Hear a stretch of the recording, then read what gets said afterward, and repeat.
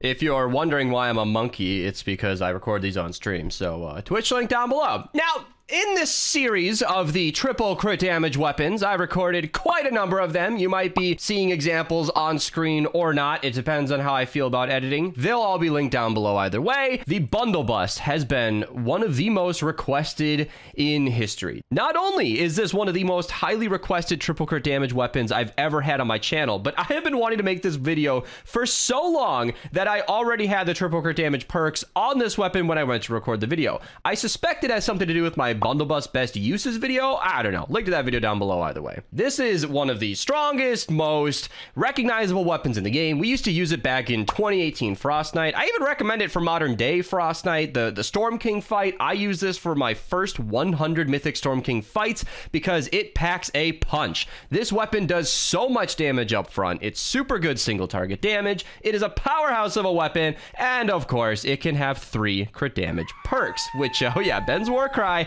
is a lot of damage. Now, you might realize, I know it's covered by my camera, I have a 555% crit damage bonus here because I ran a poll on stream and they voted for a first shot Rio build. Now, this is going to be a 2 loadout video. In the next part of this video, in the second half, we're going to be running Tactical Assault Sledgehammer in the lead, which will be doing significantly more damage in the lead. But with first shot Rio, it means that the first 6 out of our 8 round burst shots will be guaranteed to crit. I'm running Blast from the Past for a couple of reasons here, because Totally Rockin' Out's not really going to help when we're already having a 100% crit chance, and the extra Rock and Rift damage is a little annoying to set up, especially when we're already reloading every shot. I'm thinking we're just going to go with Blast from the Past because it's nice and classic. Saurian Hide, Saurian Might, you know the drill. Going Coconuts is a nice 16% damage bonus. It'll keep us healthy, and it is 1% more than the 15% we get for reloading, which I figured would have made sense, but, you know, 1% more, right? Then we got assault crit damage because, of course, you cannot be running first shot Rio and not have Sledgehammer in support, because if we're guaranteed critting,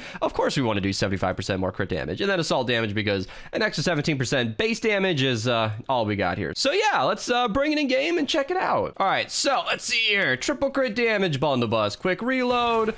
Oh. Uh-oh, did I do a bad gamer move? I did, yeah, no, my aim was trash. So this is where the weapon gets a little tricky, because actually, I was gonna say, the group damage on this should be abysmal, which it kind of is, but it hits so hard, it kind of doesn't need the crits.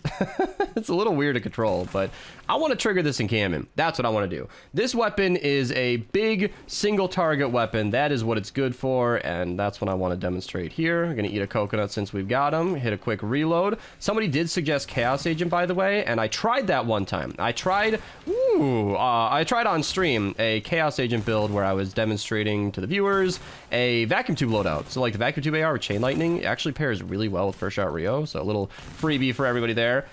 But Chaos Agent did not keep up. The grenades on first shot Rio was just not sufficient, and it didn't work. So yeah, you can see the group damage on this thing is kind of abysmal, so I don't feel like it can be the only weapon I use. A nice crowd clear like the Xenon Bow is perfect for cleaning up the crowds that it can't deal with, and then I'll switch to the bundle bust for the bigger targets. All right, Archer's over here farming an encampment, so we'll leave him alone. He gave us the hot tip on a smasher. Let's see here. Normal, non-elemental. Okay, so 1 burst didn't do too much. He's still alive after 2 bursts and goes down on the 3rd. That is surprisingly little damage. I think the Sledgehammer lead, you know, Totally Rockin' Out variant of this build will do way more, so we'll have to stay tuned for that. But, interesting. Oh, my teammates are so useful. RT's over here. He shouted out 2 Nature Smashers. All right, let's do 1 without Warcry and then 1 with. So, Nature should be the same amount of damage as, like, the physical one because it's a fire element on the bundle bus here. And that did a lot better. I think we got pretty lucky with the crits on the second one. I want to see what a Warcry does. I also had a Coconut active, so it's within the 30 seconds. Coconut should still be active. Let's pop a Warcry, hit a reload, aim for the head, and ooh, we're going to be able to 2-burst it. Ooh, that's really good damage. I mean, what were you expecting? That's so nice. It's just so tough because there's not a lot that can really survive the bundle buzz, so it makes my videos very hard to record, but you know, that's nice to see. You know, actually, I was gonna say, the 5 hits in a row cause an explosion is one of the things that used to make the bundle buzz good. I think a lot of us remember that used to do hundreds of thousands of damage when it really shouldn't have. Long ago, they patched it. I consider it a nerf. They nerfed it to function appropriately, where it actually does 70% of your damage dealt. Now, that did a couple of things. One, it means you're doing significantly less damage when you're hitting 5 hits in a row. And two, it made it not even different sometimes, where in the video you guys are seeing now, most targets, other than a smasher, since I've been cherry picking big targets for the video, are not going to survive 5 hits. So there is actually not going to be any bonus damage from a weapon hitting this hard, and it makes it kind of awkward. I experienced this in my Rat King video, where I was also using that with First Shot Rio, where it was intended to explode on every hit, because it was shooting 5 pellets, it had the 5 hits in a row, so every shot would explode. But with Rio and double crit damage, it was one-shotting most targets, so it didn't even cause an explosion. The one weapon in the entire game that I know that has a very similar but different perk is the Founder's Blazing Masamune. That's a video that should probably happen. Leave a comment if you guys want to see it. This weapon's insanely good. After 6 hits, you can trigger an explosion, dealing 106%. Now, 106% is a lot of extra damage, but it's after 6 hits, not on the same target. I would propose that if it functioned similarly, where it wasn't 5 hits in a row, it was just 5 hits in general, every 5th hit exploded, that would make this perk so much better, but like not broken better. I don't know. Maybe it's something for Epic to think about. All right, getting ready to start the mission, but we got a sneaky little mist monster over here. Can we? I want to one burst it so bad. You know, with the Totally Rocket outbuild, I'm sure we will, but this is what I was talking about. So check this out. We're gonna have a bunch of enemies here. An explosion would be super nice, but nothing in here is gonna survive 5 hits in a row. Like, unless I don't crit 5 times in a row like you just saw, then it'll activate. But if I don't crit 5 hits in a row, then 70% of that low enough damage to activate is not going to be that much. So it's kind of like a dead perk, but either way, let's see this defense. Now, you might notice that the enemies are all spread around the objective. There's a lot of purple going on. This is what we kind of dub the assassin spawn, where there aren't really... Okay, so assassin spawns, they target the player instead of the builds. This is kind of a known bug by Epic, and it creates this scenario where I hear a smasher, and I want to... There's one over here. It creates this scenario where they don't really target the objective. We could just kind of kill them off on our own, and as well as I can, let's see here, 4 bursting a smasher. Man, that's kind of disappointing. Like, I know Rio is a tempting perk for a build like this, but it neuters our DPS having to stop and reload every single time. I know Chaos Agent could be good, but it's also just really tough because it can't keep up with the grenades, like I mentioned. So maybe Chaos Agent could be worth it, and a reload perk where you're like reloading quickly with Chaos Agent whenever you can, but you're mostly using the reload perk in between.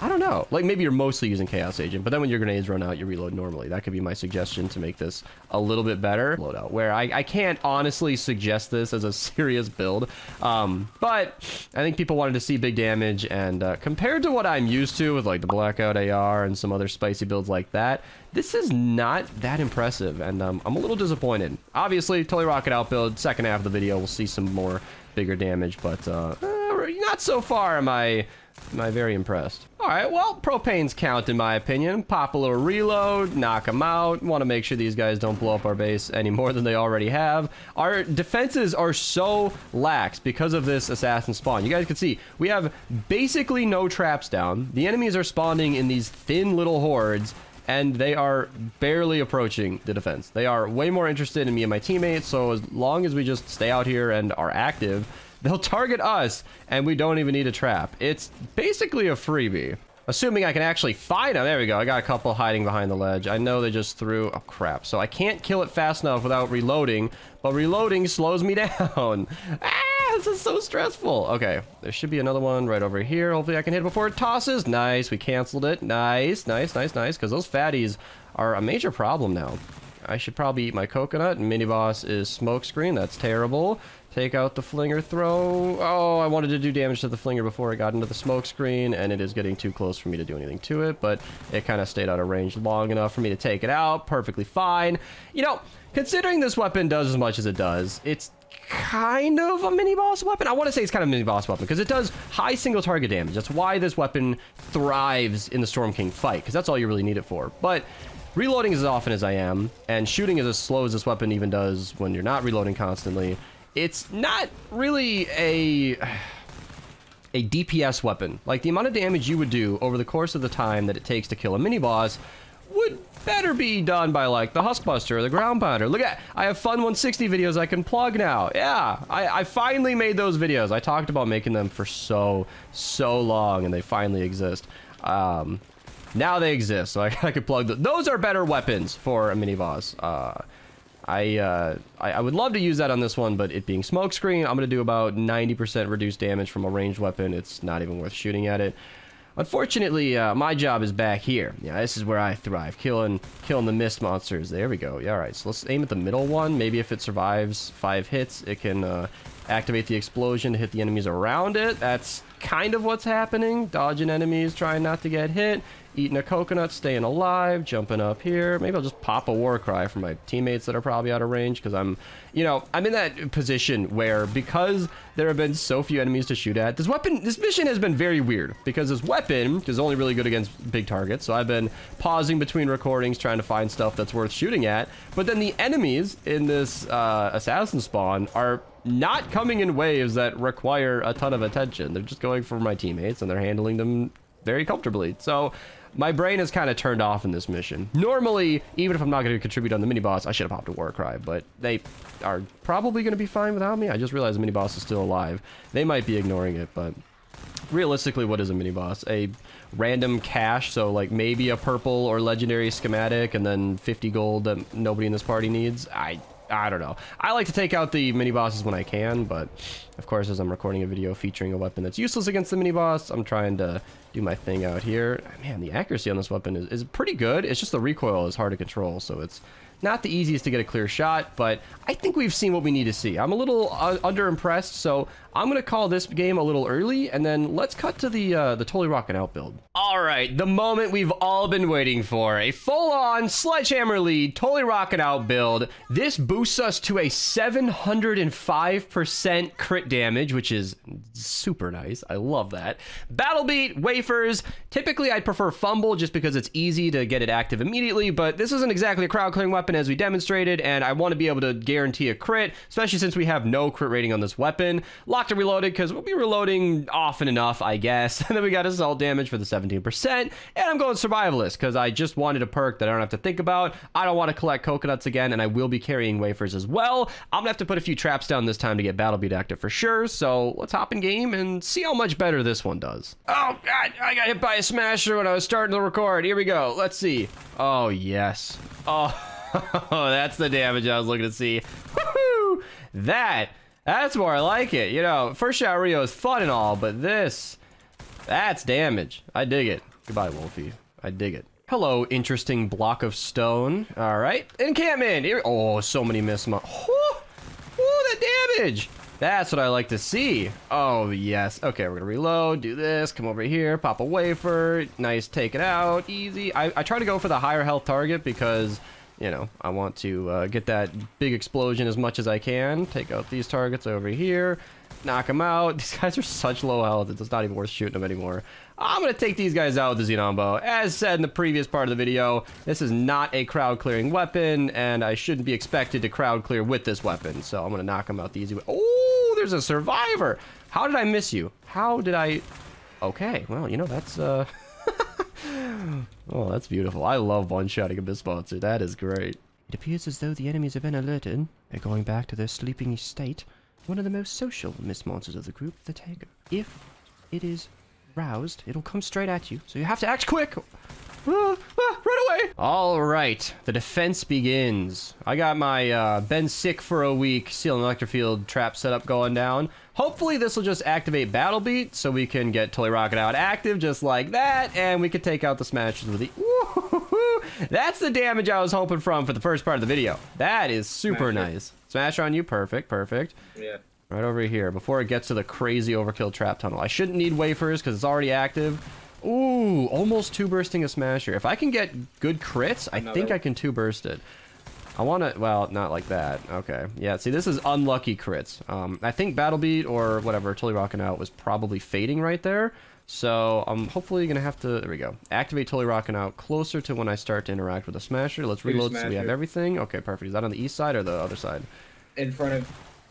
In front of what, me? Yes. Oh, so these two smashers. Thank you, Archer. That is appreciative, though. Keep calling them out, because I wanna go for all the big smashers. I put all these steel electric fields down as a way to thin out all of the baby zombies. That way I can just focus on these bigger Okay, you know what? You know what? I'm just gonna, yeah. Oh, that reminds me of a comment I got. So, plugging the video on the screen, we did a discharger only with no traps Frost Knight run. Somebody timestamped a part of that video where I got bored and pickaxed the baby husk, and he said you failed the challenge. So technically, because I had put my discharger away and used a pickaxe, we had we had failed the Frost Knight challenge, which, I mean, technically, I guess they're not wrong, but I don't think we failed the spirit of the challenge. I pickaxed one zombie, okay? And that made me think of that. Oh, these smashers are coming in. Where? I hear one, but I don't see it. Is that over there? Yeah, because I didn't have any damage on it. I didn't see a health bar, and I just got everything blocked. Easy. Man, this weapon, with Sledge in the lead and totally rocking out, to no surprise, it's doing really good damage. You know, in the first part of the video, kind of failed its job, but in this second part, this weapon is absolutely a smasher deleter. This is a great alternative. If you're not somebody who has any of the mythic weapons, if you're not somebody who has other bigger damage weapons, the bundle bus coming out should be available as this video is released, should be in the event shop.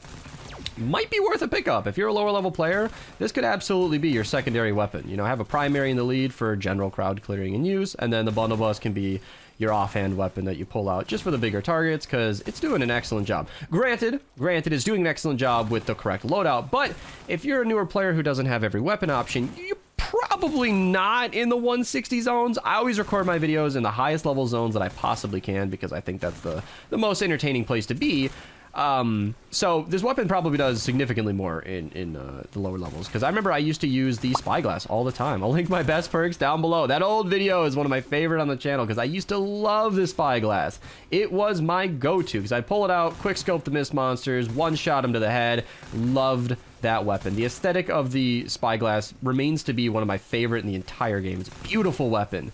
Unfortunately, back then, the highest level zone, I believe, was like a 108, and it stopped one-shotting mist monsters at that point. At my power level, at that mission level, it was no longer one-shotting, which made sense. You know, it doesn't scale to the end game, but it was unfortunate, because I still recommend the spyglass as an excellent one-shot mist monster weapon. It just doesn't work in the end game. The reason you guys have never seen a full 160 on it is because it doesn't really work in the 160s. It doesn't kill anything in the high level zones. And unfortunately, it falls off so hard to be unusable. I was hoping Toy Rocket Out would be active here. It is not. It seems like enemies have stopped dying by my traps, so maybe I have to put some more down. I think it's just bigger enemies are spawning and in lesser quantities, but that's okay. We don't seem to have nearly as many smashes to deal with, so it's not a big deal. But what I'm saying is the same could easily apply to the bundle bus, where if you're a lower level player in like the 80s, 70s, or lower, bundle bus is probably a fantastic one burst mist monster killer. Earlier I said I one-shotted a smasher. I technically one-bursted it. I kind of sort of 8-shotted a smasher. You can see the health bar on this taker did not go down in one single bullet, but that's not what I meant. So my point is, it's a really good, easy takeout. You just point it at the mist monster, and the mist monster ceases to exist moments later. So it's an excellent choice for that purpose. And honestly, I'm impressed. I shouldn't be impressed, because I know how strong the bundle bus is and always has been. Even after the nerf, you can see that with the right build versus the right targets, it's still doing great, you know. But I don't know. I haven't used in the 160 in a long time, and I had that triple crit damage weapon made long ago, and I only really used it in that bundle bus best uses video, and I don't really think I ever gave it too much thought. And today we are giving it to, oh yes, we have a mini boss that I can actually contribute on. Okay, finally. This has just been the curse of my videos. I have not had any mini bosses that I can do anything with in recent history, and I'm tired of it. So let's see, how much can I do kind of on my own? He is kind of dangerous, knockback, but shouldn't be too big of a deal. He's got the correct element. He's kind of low health. We're doing pretty good. I don't know that I can comfortably solo this, especially since I'm getting knocked around. If my teammates want to hop in at this point, you guys are welcome. I'm gonna actually prevent us from dying over here. if I can. Here we go. Pop that, do that. Gotta get off that mini boss because he's not the highest concern. Mini bosses can't damage the defense, so kind of have to refocus for a second there. But I have had such a curse where I can't even influence mini bosses for so long. My Blackout AR series, oh my god, my favorite loadout in the game, does millions and millions of damage just every time I record with that weapon. I get a mini boss where I can't do anything. So happy to see a mini boss where I could actually do some damage. Let's pop another wafer. I got 11 of them, so might as well make good use of these. I would rather end the mission on 0 wafers. I think of it like that. Like every wafer that's in my inventory when this mission ends was kind of wasted. You know, I don't get to bring that to the next game. Wafers despawn or disappear after the match ends. So if you don't use them all, then you saved them for nothing. So I'm happy to use them up as I go. I'm not worried about getting low here. If I run out, then I run out, but considering I've been using them kind of sparingly before these comments, I don't think it's a big deal. I've been working without wafers for a while now. That's the whole point of the Sealing Electric Fields. I'm gonna check in with you guys when we get a big target, because it looks like it's drying out. Alright, we got some mist monsters spawning again. What's the range on the blunderbuss? I remember, you know, for the Storm King fight, you're gonna definitely be dealing with damage drop-off. Got one over here. Let's do this. Don't fall the pit. Don't fall the pit. Okay, it's a Taker. Never mind. Can't really tell by the health bar. Or I guess the Taker is like a slightly lower health bar. I don't know. I don't know. Did we already kill all the mist monsters? Are they already cleaned out? All right, well, mist monsters have been exterminated, but it looks like this is just about the end of the mission. So yeah, triple crit damage bundle bust. It finally happened. I finally made the video. Subscribe if you're new. Thanks for watching. Comment down below. Twitch link down below. What else can I plug? Advanced CG. It's excellent. I highly recommend it. Get 10% off with code BEAST in the link down below. Not in the Fortnite item shop though. That code is missed. Okay. Goodbye. I don't really have an outro for these videos, so sometimes I just sort of cut my